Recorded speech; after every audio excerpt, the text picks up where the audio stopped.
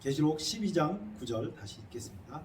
큰 용이 내어 쫓기니 옛뱀 곧 마귀라고도 하고 사단이라고도 하는 원천을 꿰는 자라 땅으로 내어 쫓기니 그 회사들도 저와 함께 내어 쫓기니라. 아멘. 여기 보면 사단이 땅으로 쫓겨났습니다. 여기 질문 있어요. 언제 땅으로 내어 쫓겼습니까? 십자가 이후. 정확하게 아시는 거예요. 십자가 이후에.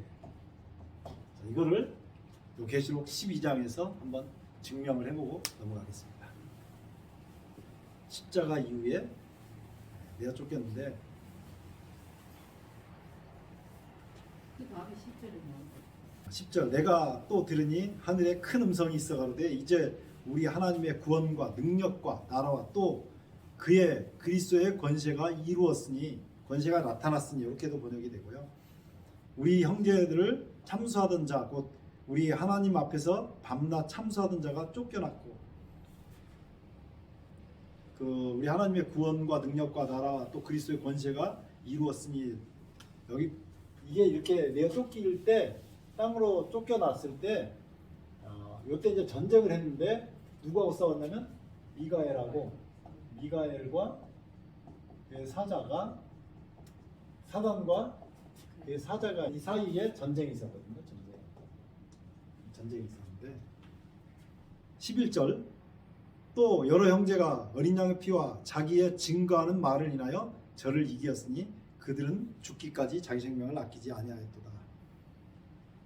하나님께서 천지를 창조하시고 아담과 하와에게 선악과를 먹지 말라 하는 선악과를 먹은 다음에 그 다음에도 계속 사단이 하늘로 올라 다녔습니까? 그 다녔다는 증거가 어디가 있죠? 그렇죠. 욥기서에 1장 2장에 보면 사단이 하늘까지 올라가서 하나님의 백성들을 참수한 얘기들이 나오거든요. 거기에 나오는데 이 전쟁이 있어가지고 미가엘과 사단과 그의 사자들이 전쟁을 해가지고 그 하늘에 있을 곳을 잊지 못하고 쫓겨났는데 그럼 뭘로 이겼죠? 피로. 11절 또 여러 형제가 어린 양의 피와 자기의 증거하는 말을 인하여 저를 이겼으니 그들이 죽기까지 자기 생명을 아끼지 아니하였도다. 그래서 여기서 이 싸울 때 미가엘이 유다서에 보면 천사장입니다. 천사장 미가엘이 싸울 때 뭘로 싸웠냐? 사단과 싸웠을 때 그의 피로 싸워서 이긴 겁니다. 예수님의 피로 싸워서 이겼기 때문에 예수님 피가 있어야 되니까 십자가 이후라는 것은 명확해요. 그 다음에 또 있어요. 11절부터 다시 보면 또 여러 형제가 어린 양의 피와 자기의 증거하는 말을 위하여 저를 이겼으니 그들은 죽기까지 자기 생명을 아끼지 아니하였도다. 그러므로 하늘과 그 가운데 거하는 자들은 즐거워라. 그러나 땅과 바다는 화 있을진저 이는 마귀가 자기 때가 얼마 못된 줄 알므로 크게 분내어 너에게 내려갔습니다 하더라. 그러면서 13절에 보면 용이 자기가 땅으로 내어 쫓긴 것을 보고 남자를 낳은 여자를 핍박하는 자라. 그래서 여기 남자를 낳은 여자를 핍박하기 시작한 것은 아이가 승천한 다음에 아이를 낳은 여자를 핍박했거든요. 그게 이제 계시록 12장 1절에 하늘에 큰 이적이 보이니 해를 입은 한 여자가 있는데 해가지고 요 미가엘과 그 전쟁 이야기가 여자가 아이를 낳으려고 그러고 용이 아이를 삼키려고 하는 그 모습이 나왔고요. 4절에 그 꼬리가 하늘별 3분의 1을 끌어다가 땅에 던진지라 용이 해산하려는 여자 앞에서 그가 해산하면 그 아이를 삼키고자 하더니 여기 첫 번째 그 싸움에서 여자하고 아이 그리고 용하고 용이 아이를 삼키려고 하는 그 장면에서 십자가와 부활을 어떻게 찾죠?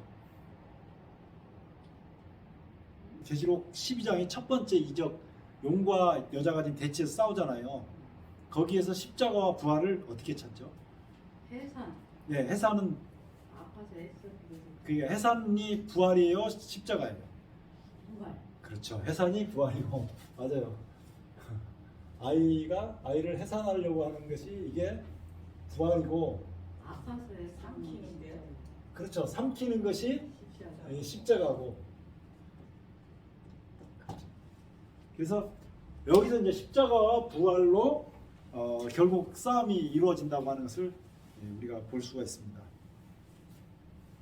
근데 5절에 네, 왜 이 아들이 장차 철장으로 만국을 다스린다고 나와요? 네, 여기 철장으로 나오죠.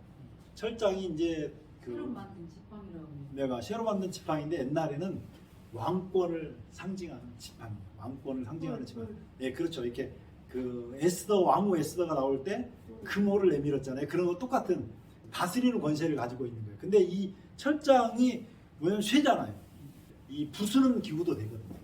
그래서 하나님 말씀에 순종하지 않는 사람들, 예수 그리스도를 믿지 않는 사람들은 이 철장으로 다스리는 꼴을 보게 되는 거죠. 결국은 그런 어떤 통치의 권위를 보여준다고 할 수 있어요. 여기 이 대목이 19장 15절에 그 입에서 이한 검이 나오니 그것으로 만국을 찢고 진이 저희를 철장으로 다스리며, 철장으로 다스린다는 것은 질그릇 같은 것은 철장으로 두면 완전 부셔지잖아요. 세상이 바벨론이 이렇게 완전히 멸망하고 세상 모든 만국이 다 멸망할 것은 저 철장 권세 아래에 들어가기 때문에 그런 거예요.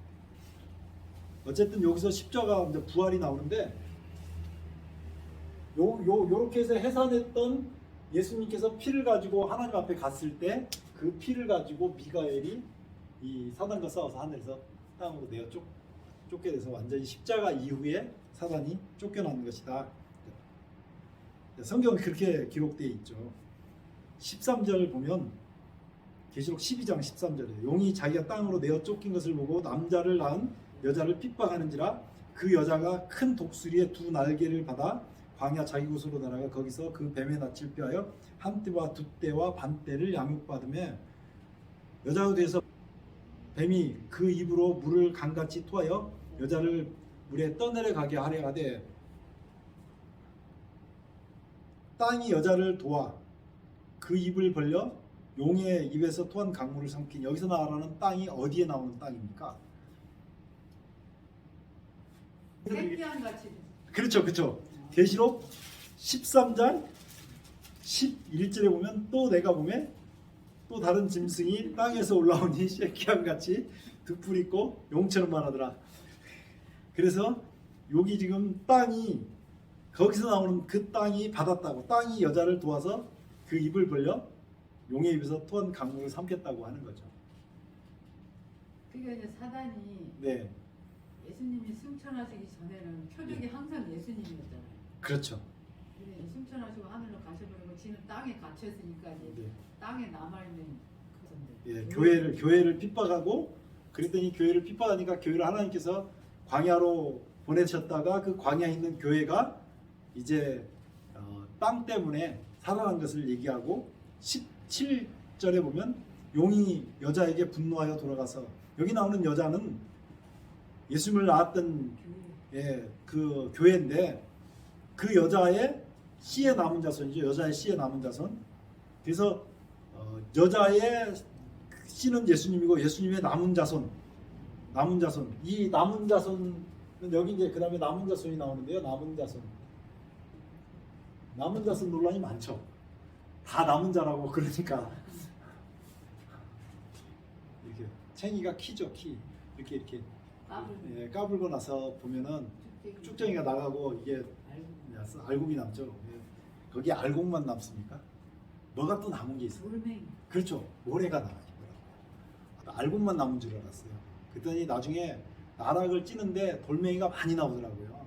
돌멩이 치는 키를 보니까 이렇게 그 약간 가루로 돼가지고 방앗간에서 이게 흔들어져요. 그러면 가벼운 거 우로 가고 아예 무거운 건 밑으로 떨어지고 중간에 쌀은 가운데로 가더라고요. 그러니까 저기 쌀을 찔 때 껍질이 벗겨지잖아요. 그러면 그 가벼운 왕견은 위로 빠져나가고 밑에 끝에 가지고 있는 돌하고 같이 있는 거네. 그랬죠. 모래하고 같이 있는데 이게 석발기라 그래가지고 그게 이제 이게 키질하는 것이 자동으로 이제 옛날에 이게 챙이로 키로 했는데 그게 아니라 자동으로 키질을 하는데 돌멩이는 이렇게 모래 같은 건 밑으로 빠지고 무거운 건. 그다음에 가벼운 거 위에서 빠져나가고 물론 껍질 깠을 때 1차적으로 다 나가지만 그리고 나서 쌀만 가운데로 지나가요. 그렇게 해가지고 딱 그 쌀만 그렇게 받더라고요. 그 어렸을 때 유심히 봤잖아요. 중에서도 이제 중앙에 있는 사람. 그러니까 좌우로 치우치지 말고 날아가든지 밑으로 쳐든지. 네, 그렇죠. 안 되는 거고. 네 그렇더라고요.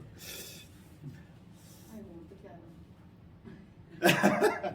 어쨌든 이 남은 자손인데 남은 자손의 특성이 하나님의 계명을 지키고 예수님의 증거를 가지고 있다. 예수님의 증거가 뭐죠? 증거가 십자가죠. 그렇죠.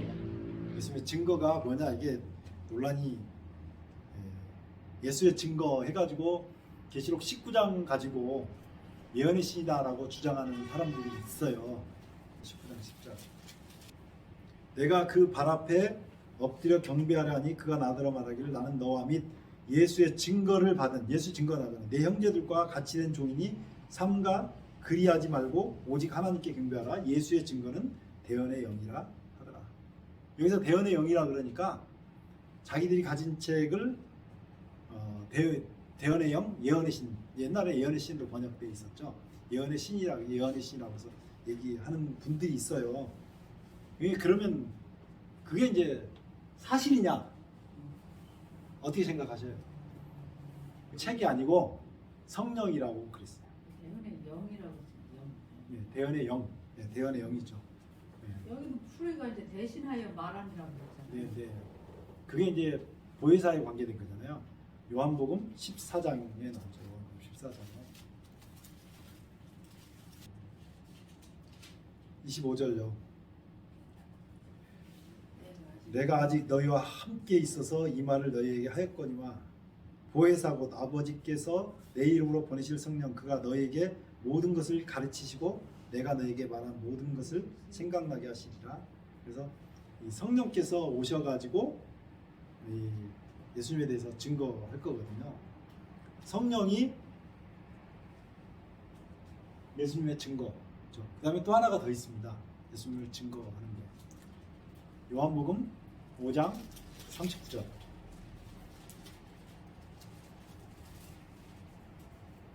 너희가 성경에서 영생을 얻는 줄 생각하고 성경을 상고하거니와 이 성경이 곧 내게 대하여 증거하는 것이로다. 여기 지금 성령 하나님하고 이게 성경이죠. 계시록 1장 2절에요. 네. 이거는 하나님의 말씀과 예수 그리스도의 증거. 네. 이거 나오잖아요. 그렇죠. 예수 그리스도의 증거. 증거가 뭐냐? 자기의 본 것을 다 증거했다. 그래서 이 예언의 말씀을 하고 여기 나오는 이 말씀이 아니야. 네. 아니에요? 예. 그러면 다시 이게 설명해요. 요한이 네. 증거는 하나님의 말씀. 내시 뭐냐 본 것이. 네. 자기의 본 것을 다 증거했다. 자기 본 걸 갖다가 증거하는 것이 예수 그리스도의 증거라고 지금 여기서 나오잖아요. 네. 이게 사자 그러니까 이제 계속해서 예수의 증거 계시록에 다 찾아봤어. 네. 그거 다 찾아보고 이랬는데도 예언의 신이라고 할 수가 있냐?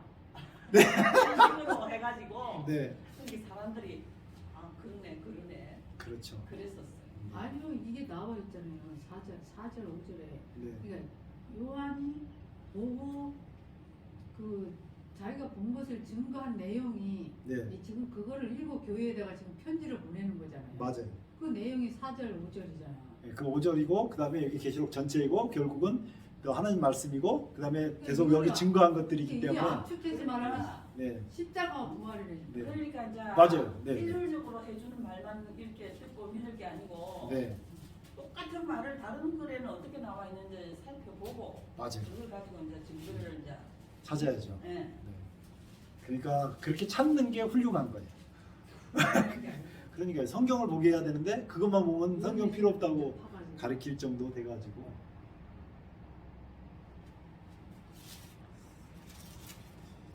전쟁에서 이기고 마지막 싸움이 남았어요. 요 마지막 싸움이 나온 것은 계시록 12장 17절에 용이 여자에게 분노하여 돌아가서 그 여자의 남은 자손 곧 하나님의 계명을 지키며 예수의 증거를 가진 자들은 어느 교회 사람들입니까?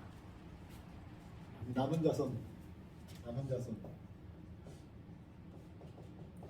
남은 자손은 하나님의 계명과 예수의 증거를 가졌다. 성령을 통해서 하나님 말씀을 밝게 알고 그래서 성령을 통해서 하나님의 계명을 지키게 되는 그 과정이 아마 이 남은 자손인데, 이 남은 자손이라고 하는 사람들은 라오디게아 네, 교회 사람이죠. 그래서 만약에 이 시대에 진리교회가 있다면 라오디게아 교회가 진리교회예요. 자기들이 가진 종파가 진리교회라고 하면 안 되고, 그 라오디게아 교회의 상태는 계시록 3장에 뜨뜻미지근하다 그랬으니까 저나 여러분이나 여기 계신 분들이나 말씀을 방송을 통해서 듣는 분이나 다 똑같이 그런 상태예요.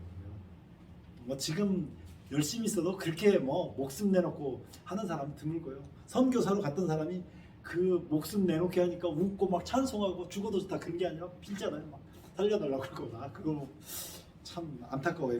그런 상황이에요. 저도 뭐 그 상황이 되면 똑같을 가능성이. 그러니까 멀리 선교사로 갔다 오면은 전염병이나 우로 들어와. 그러니까요. 이게 이제 거기서 차라리 죽었으면 하나님 앞에 영광이라도 됐을 판인데. 거짓말을 해가지고. 네, 그러니까요. 싸다가지고. 그러니까요. 이 남은 자손은 남자일까요, 여자일까요? 이렇게 질문하는 건 답이 정해져 있기 때문에 질문합니다. 여자지. 그렇죠. 여자가 아이를 낳잖아요. 그리고 여자의 씨의 남은 자손이 여자다고.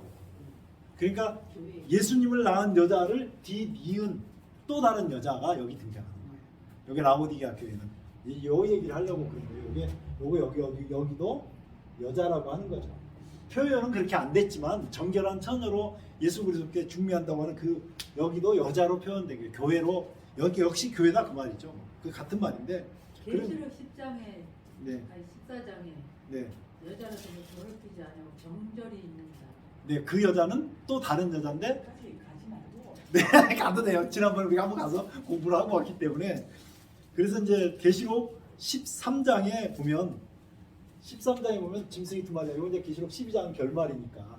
13장에 보면 짐승이 나오면 첫째 짐승이 하나 나오고, 네, 짐승이 나오는데 뿔이 뿔10, 머리 7개인 짐승이 나와요. 이 뿔이 10개이고 머리가 7개인 것은 누구 닮았어요?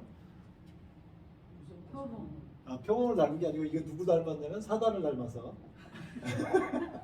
거기 나오잖아요. 사단이 계시록 12장 3절에 보면 하늘에 또 다른 이적이 보이니 보라 한 큰 붉은 용이 있어 머리가 7이요 뿔이 10이라.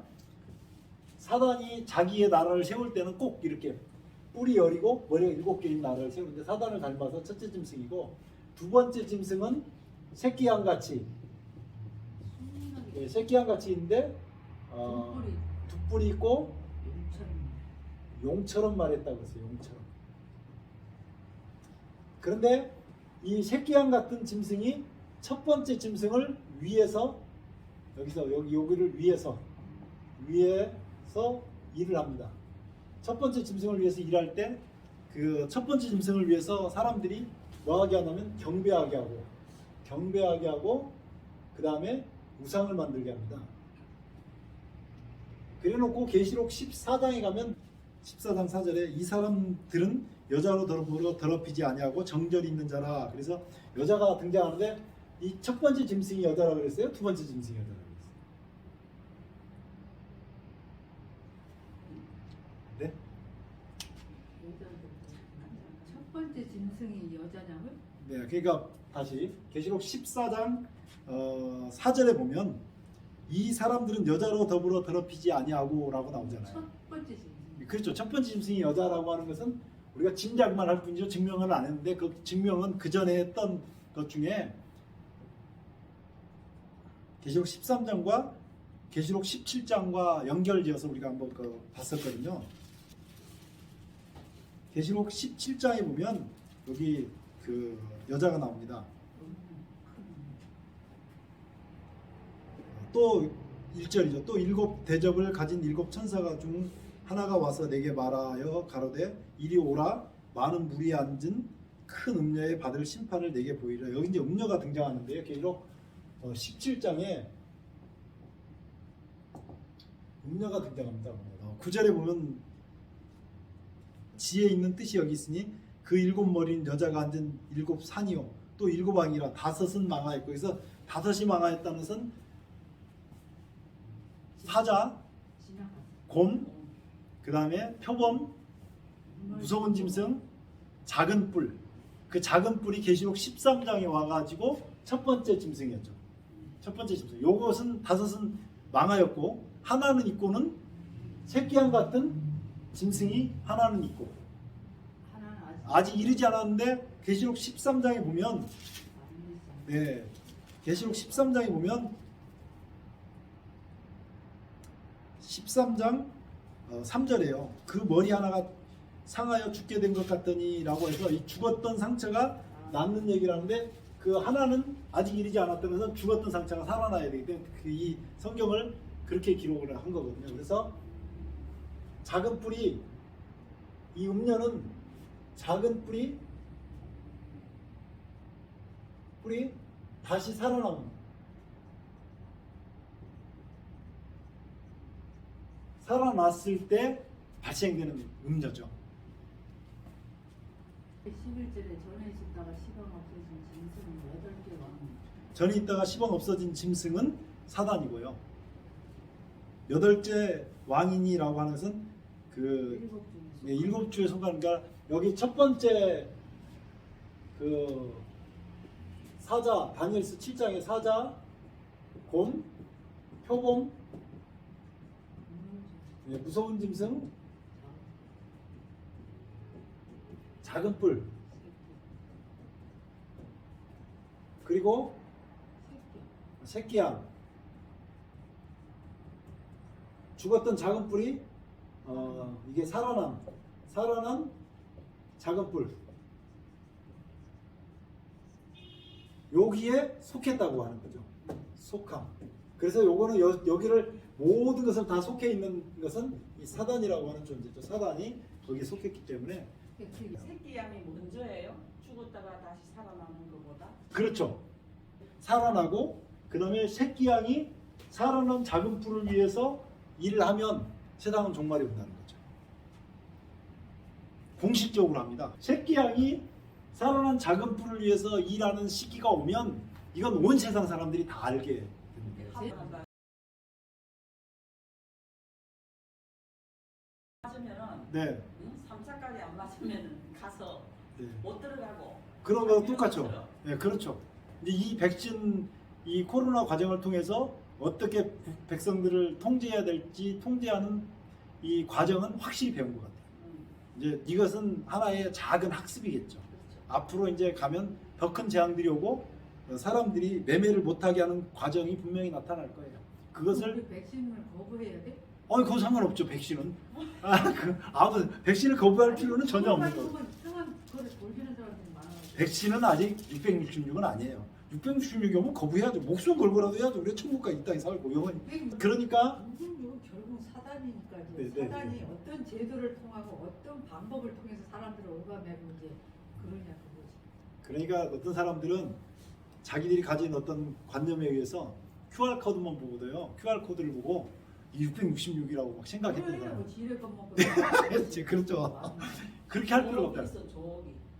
이상한 쪽으로 흐르면 안 돼요. 백신을 맞는 것하고는 아무 관계 없고 단지 이것을 통해서 학습이 된 거죠. 어떻게 사람들 공포에 몰아넣고 네, 어떻게 여론을 몰이를 하면 되고, 이런 것들은 확실히 배웠다고 저는 생각이 들어요. 저는 뭐 정치에 대해서는 관심 없어요. 뭐 여든 야든 어디를 찍든 여러분 마음대로 하시면 되고 그건 논쟁은 뭐 이렇다 저렇다 할 수 있지만 그건 저 성경만 그냥 말씀하는 거예요. 아니 그 대통령들도 다 그 검은 세력에 의해서. 모르겠어요. 나는 그런 그것까지. 압력에 의해서 움직이니까 그 사람들도 모르고 하는 일이에요. 그럴 수 있죠. 어쨌든 그건 이제 그렇게 넘어가고, 그래서 첫 번째 짐승이 요게 지금 여자라고 하는 거죠. 여자인데 어떤 여자? 요 음녀. 첫 번째 짐승이 음녀라고 하는 거죠. 요런 개념을 가지고 계시록 13장 이제 봐야 돼요. 그러면 여기에 음녀라 그러면 여기 지금 여자의 남은 자손이 여자라 그랬잖아요. 라우디게아 교회고, 그죠? 여기가 그 음녀를 여자라고 그랬으면 이 여자는 뭐라고요? 교회잖아. 그러면 여기 첫 번째 짐승이 뿔이 10개고 머리가 7개인데 이 여자라고 하면 여기도 여자, 음녀라고 하면 이것도 뭐예요? 타락한 교회. 그러니까요. 교회예요, 교회. 종교 집단이라고 하는 거예요, 이게 교회. 그래서 교회와 교회의 싸움으로 간다는 것을 지금 계시고서. 마지막에는 네, 타락한 교회하고 네. 정결 있는 교회하고 그렇죠. 그 싸움이죠. 예, 그걸 얘기하는 거예요. 그래서 계시록 14장 3절에 저희가 보좌와 내 생물과 장로들 앞에서 새 노래를 부르니 땅에서 구속함을 얻은 14만 4천인밖에 능히 이 노래를 배울 자가 없더라. 이 사람들은 여자로 더불어 더럽히지 아니하고 정절이 있는 자라. 그래서 이 음녀가 내뿜는 말이나 타락한 교회가 가지고 있는 어떤 교리나 이런 데 물들지 않았다라고 하는 거죠. 그러려면 어떻게 해야 되냐면 오직 요 성경 말씀으로 돌아가야 됩니다. 예수의 증거를 가졌다라고 말을 하는 것 같아요. 이제 이 결론이 어떻게 결론이 나는지는 계시록 14장 14절부터 이거 좀 지워도 될 것 같아요. 그 예수의 증거가 확실하게 어디라고? 예수의 증거가요? 아까 했는데 예수의 증거가 성경하고 성령이라고 그렇게 말씀을 했는데요. 계시록 14장 14절에 여기에 알곡추수죠, 알곡. 곡식추수예요. 그리고 17절부터 14장 같은 14장 17절부터 이제 포도송이 추수가 되잖아요. 포도송이. 알곡과 포도송이. 네. 여기는 포도송이로 가라지로 안 나오고 포도송이로 나옵니다. 그리고 나서 7 재앙이 나와요. 7 재앙. 7 재앙 때 여기 알곡에 들어갔던 사람들은 유리바다에서 찬송하고 이 여기에 포도송에 들어갔던 사람은 7 대접이 쏟아지는 그 상황이 계시록 15장 16장까지 나옵니다. 그리고 17장에서 지금 우리가 봤던 음녀에 대해서 나오는데 18장에도 역시 바벨론 그 음녀에 대해서 얘기합니다. 이 음녀를 마지막에 있는 살아난 이 작은 뿔, 이게 작은 뿔이죠. 작은 뿔을 계시록 17장과 18장에서는 이걸 음녀라고 했고 이걸 또 다른 말로 바벨론이라고 표현합니다. 바벨론. 19장에 보면 어린 양의 혼인잔치가 있고 세들의 잔치가 있어요.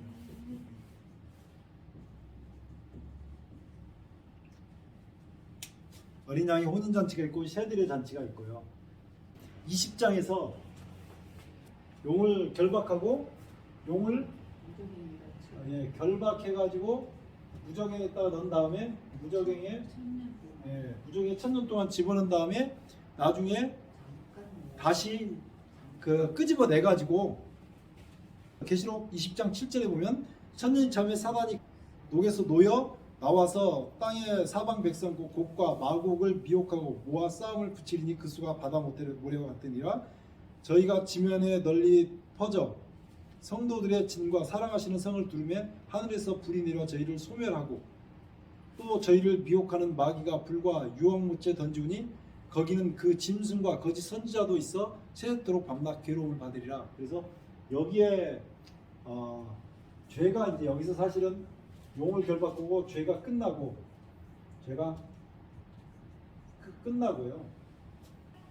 그 전에는 계시록 19장까지 나눴거든요. 근데 이제 여자하고 아이 얘기했잖아요. 여자가 아이를 낳아가지고 계시록 12장에 보면 그 아이 이야기에서부터 용과 그 다음에 음녀 이야기가 대비가 되면서 요게 계시록 20장까지 와서 용이 죽고 잡혀서 끝나는 것까지 네 번째 단락으로 맞추면 이 단락이 딱 맞을 것 같아요.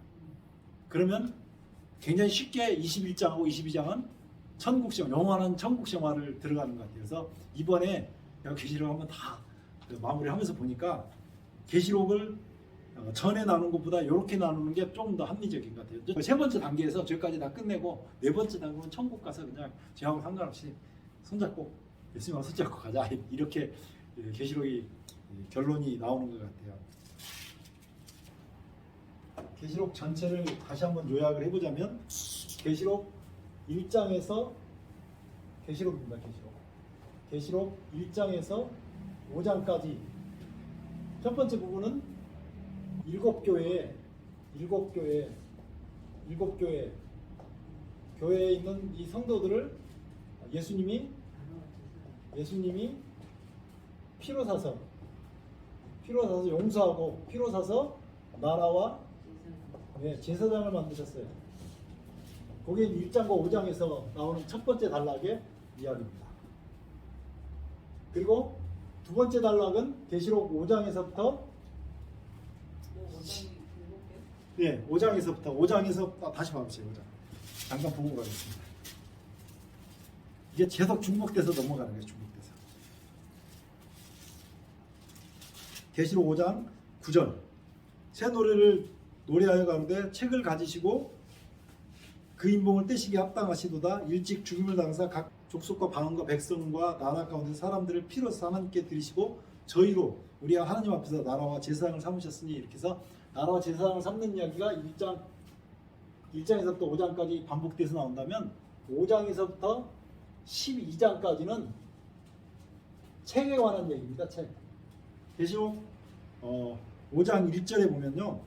내가 봄에 보좌에 앉으시니 오른손에 책이 있는데 5장에 책이 먼저 등장하면서 예수님 얘기가 등장하는데 계시록은 이렇게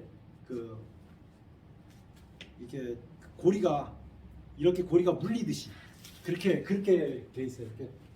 계시록 5장에서는 하나님 오른손에 갖고 있는 신명기 33장 2절인가요? 불같은 율법이 하나님 오른손에 있다고 해서 이 책은 성경책이라고 제가 말씀을 드렸고 됐죠. 그 다음에 계시록 10장에 보면 작은 책 얘기가 나옵니다.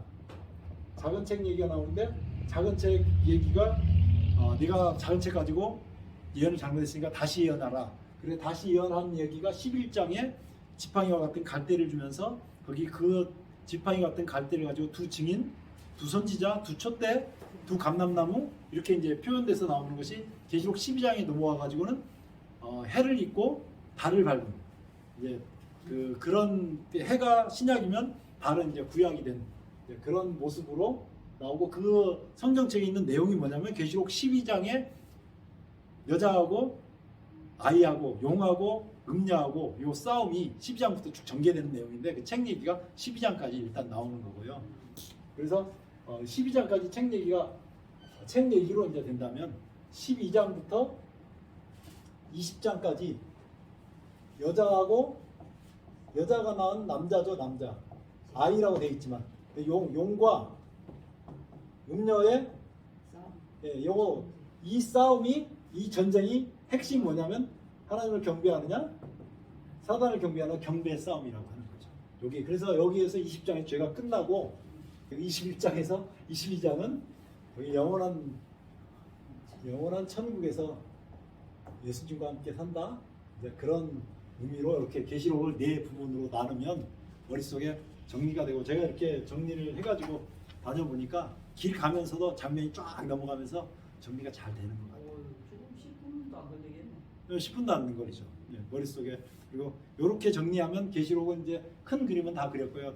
여자하고 음녀하고 그 싸움이니까 그 음녀하고 싸움 결론은 새들의 잔치와 어린 양의 혼인 잔치인데 뭐 다 예수님 얘기잖아요. 이게 결국은. 그리고 이제 이렇게 하고 나서 계시록 13장 이제 풀이를 들어가야 되잖아요. 오늘 여기까지 하고 마치도록 하겠습니다. 기도하겠습니다. 아버지 우리 하나님 은혜를 감사합니다. 오늘 우리에게 지혜를 주셔서 시대가 어떤 시대인지 밝히 알게 해주시고 또 계시록을 공부하면서 서로 대화를 나누면서 많은 것들을 배우고 깨닫게 해주셔서 감사합니다. 주님, 이 동북교회가 정말 이 마지막 시대에 주님께서 주시는 사명을 감당할 수 있는 교회가 되게 하시고 이 말씀을 통해서 듣는 많은 사람들이 예수 그리스도의 그 놀라운 은혜에 참여할 수 있는 그런 사람들이 될 수 있도록 도와주시옵소서. 예수님 이름으로 감사하며 간절히 기도드리옵나이다. 아멘.